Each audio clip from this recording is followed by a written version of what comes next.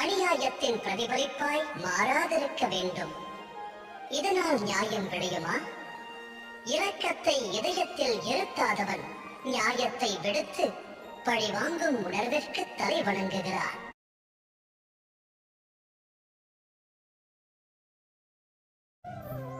இறைவனிடத்தில் ஒருவன் சரணாகதி அடைந்தால் அவனுக்கு சுகம் என்னும் பிராப்தம் கிடைக்கிறது. சரணடைந்து அச்சுகத்தை பெற வேண்டுமாயின் அவனுடைய மனதில் தர்மமானது வியாபிக்க வேண்டும். எனில் இறைவனை மனதில் நிறுத்தி ஒரு முடிவினை எடுப்பதற்கு முன்பாக அனைவரும் மனதில் தர்மத்தை ஸ்தாபிக்க வேண்டியது அவசியம் என்றும் சிந்தித்து செயலாற்ற